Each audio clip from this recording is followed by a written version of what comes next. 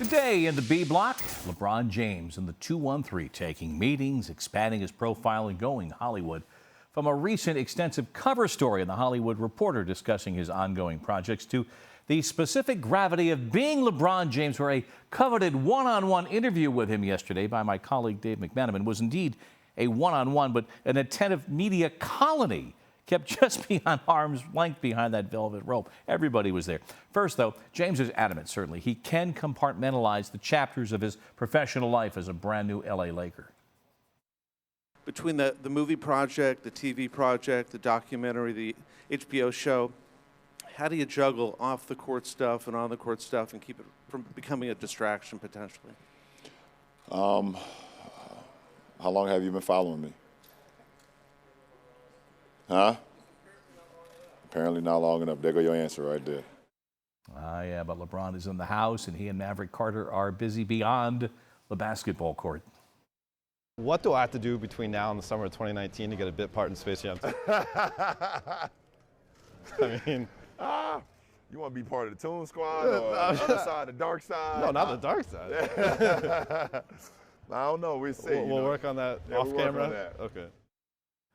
Dave, that was shameless. Well done, though. Already, LeBron's series The Shop is running on HBO. It's set in various barbershops with LeBron and prominent figures, sports and otherwise, in what's billed as a spirited and open conversation. You heard Dave's question about a role in Space Jam 2, the long-rumored sequel to the Michael Jordan animated movie from 22 years ago at the height of Jordan's global popularity. The sequel is, and I'd love to say this, it's in development. There's a series to be built around Sixers Rookie of the Year Ben Simmons, and also a drama entitled What Else But Hoops with Elizabeth Banks. Both of those shows produced by James and with signed deals in place with the NBC network. Kelley Carter of the Undefeated has reported on James's lure in Hollywood. She joins us from Detroit. You were telling me just before we went on the air today about a conversation you had recently. I'll drop the name for you, with Denzel Washington. Tell me about that. Listen, two-time Oscar winner Denzel Washington told me that when he first heard that LeBron James was officially a Laker, the first thing he did was call his accountant to make sure he had not given up his courtside seats to the Lakers, because he knew those tickets are going to be sky high, and he knew he wanted to be a witness to the rebuilding of the Lakers at LeBron James's hands. So this is about to be a thing in Hollywood. Well, when a guy lands, and as you said, two-time Oscar winner is immediately, and make sure you still got the tickets.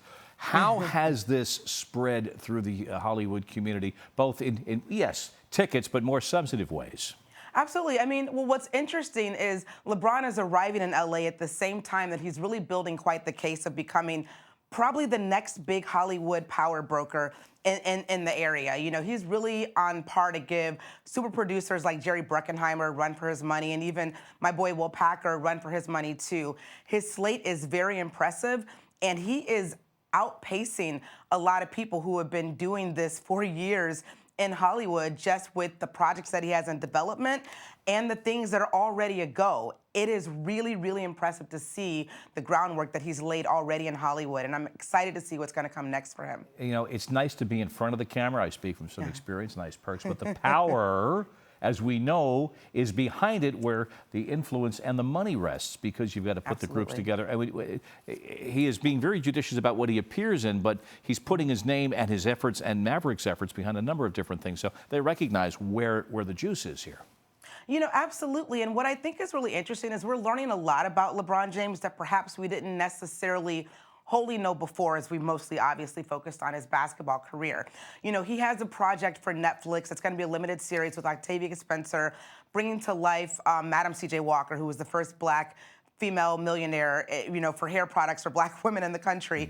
He also has things in development for more gender issues, activism, racism. He's really making a statement, I believe, with a lot of the pieces that he's putting his name forward on. I think when entertainment can be done at its best, it is activism. That's kind of the history of what we've seen in Hollywood before. And LeBron James is really embracing that and putting that to the forefront, which I think is really interesting. He's focusing on underrepresented communities and women and Black folks. And I think all of that is really, really interesting to see where he's putting his power and influence. There's also this, and a few moments ago, we're putting up some visuals to amplify our conversation. Among them was a reference to the Bill Hader flick, the Trainwreck, in which, if you recall, he did one heck of a job. He had one critical Absolutely. He just nailed it. I mean, he was a natural on camera.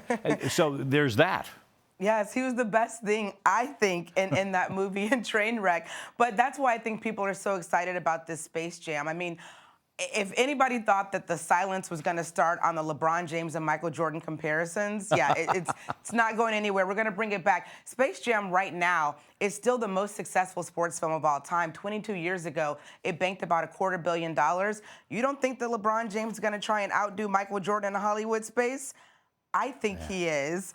And I expect something really cool happening. It's not an accident that he brought in Ryan Coogler to produce this film. Ryan Coogler, of course, directed Black Panther, which has earned in excess of $1 billion. And he's the most successful Black filmmaker of all time now because of that. He's going to make something happen with this Space Jam thing. When you get your sit down with LeBron, you don't pull a McManaman. Don't be trolling for a Space Jam 2 I won't. role. You're better and bigger than that. Kelley Carter, thank you so much. Always fun to have you.